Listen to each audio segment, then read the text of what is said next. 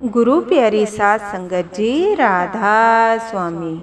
आज की मेरी साखी है, सतगुरु से प्रेम करने वाले को कभी कभी परीक्षा भी देनी पड़ती है, क्योंकि जो सच्चे सत्संगी होते हैं, गुरु प्रेमी होते हैं, तो इस जमाने के जो लोग होते हैं कभी कभी उनकी भक्ति की परीक्षा जरूर लेते हैं। ऐसी ही आज की मेरी साखी है। एक जमींदार था, उसके घर में 3 बेटियां थी।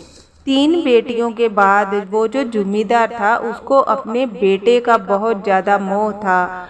वो चाहता था कि उसके घर में एक संतान बेटा हो, जो कि आने वाले समय में उसके कारोबार को संभाले, क्योंकि उसका काम काज बहुत ज़्यादा था। खेती बाड़ी, जमीन जायदाद, हर चीज़ में उसको लगता था कि आने वाले समय में मेरा बेटा होगा तो वो संभालेगा। पर जो भाग्य में लिखा होता है, सतगुरु ही जानते हैं कि हमारे भाग्य में क्या लिखा है और हमें वही मिलता है। चौथी बार भी उसके घर में जब बेटी हो जाती है तो वह सतगुरु को मानना बंद कर देता है, नास्तिक बन जाता है। वो बोलता है कि अगर भाग्य का लिखा ही मिलता है तो हमें सिर्फ कर्म करना चाहिए, हमें भाग्य के ऊपर नहीं मिलता तो हमें अपने कर्मों से ही जोड़ना पड़ेगा। और कारोबार करने में, जैसे हर चीज में पैसा कमाना, घर के काम काज करना, सभी कामों में तेज था, लेकिन सतगुरु प्रेमी नहीं था। उसका विश्वास उठ चुका था और वो बाबा जी को, सतगुरु को नहीं मानता था और दूसरों को भी यही बोलने लग जाता है। पर उसकी जो पत्नी होती है वो गुरु प्रेमी होती है और सच्चे सतगुरु पर विश्वास रखती है। उसका पति उसकी बिल्कुल नहीं सुनता था। समय के साथ साथ चारों बच्चियां बड़ी हो जाती हैं, पढ़ाई लिखाई करती हैं। 3 लड़कियों को उसका जो पिता होता है, जमींदार होता है, बहुत अच्छे घरानों में लड़कियों की शादी करता है। लेकिन जो सबसे छोटी होती है वो अपनी माँ की तरह ही सतगुरु प्रेमी होती है और सतगुरु पर विश्वास रखती है।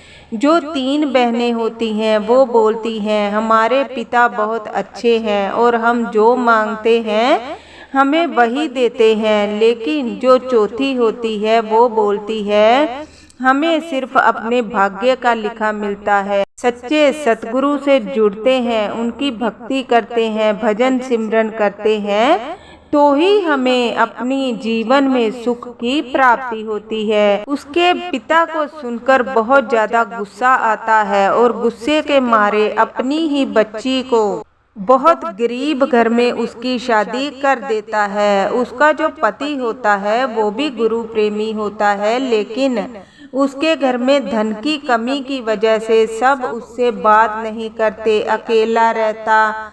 कहने का मतलब होता है जिसके पास पैसा नहीं होता उसको कोई नहीं पूछता, लेकिन फिर भी वो घबराती नहीं है और हिम्मत नहीं हारती, क्योंकि उसे अपने सतगुरु के ऊपर विश्वास होता है। वो अपने पिता को एक ही बात बोलती है कि अगर मेरे भाग्य में सुख है तो मुझे जरूर मिलेगा। सच्चे सतगुरु सब देख रहे होते हैं।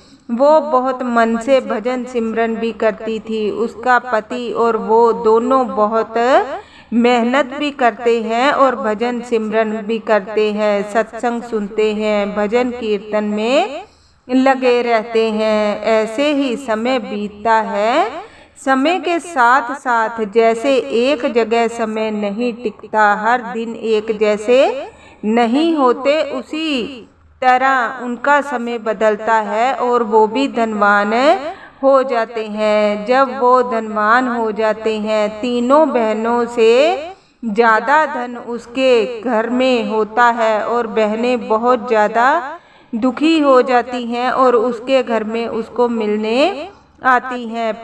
पिता और बहनों को सामने खड़ा देखकर सबसे छोटी बहन बोलती है आप आओ अंदर, बाहर क्यों खड़े हो? तो पिता बोलता है कि हमने तेरे साथ इतना बुरा किया, फिर भी तू अपने घर में हमें बुला रही है। हमने तुमसे कोई रिश्ता नहीं रखा, फिर भी तुम आज अपने घर में मुझे क्यों बुला रही हो? तो वो बोलती है, पिताजी ये सब कर्मों का गेड़ होता है, ये समय होता है, कभी अच्छा समय कभी बुरा समय। इंसान बुरा नहीं होता, जो भाग्य में लिखा होता है वही होता है। हमें अपने सतगुरु पर विश्वास करना चाहिए। अगर हम सच्चे मन से सतगुरु पर विश्वास करते हैं, अपने भजन सिमरन पर विश्वास करते हैं, हम हर हाल में सुखी रह सकते हैं। अगर हम ये सोचकर रह जाएं कि हमें सतगुरु ने ये नहीं दिया,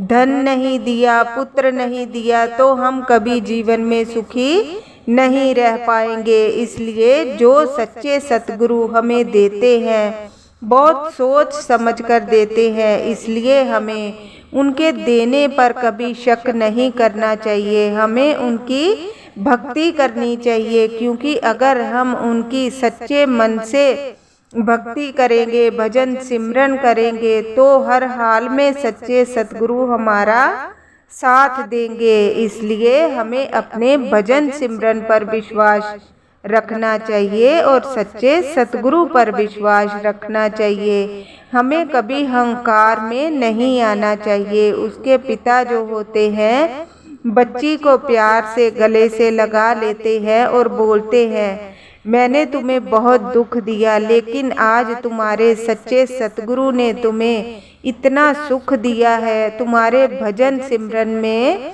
बहुत बल है, तुम सच्ची सतगुरु प्रेमी हो। इसलिए हमें अगर सतगुरु को प्रसन्न करना है तो भजन सिमरन जरूर करना चाहिए, क्योंकि सच्चे सतगुरु की हर जगह हमें जरूरत पड़ती है और वही है जो हमारे दुखों में काम आते हैं और हमें सहारा देते हैं। इसलिए भजन सिमरन करते रहें और सच्चे सतगुरु से जुड़े रहें। राधा स्वामी।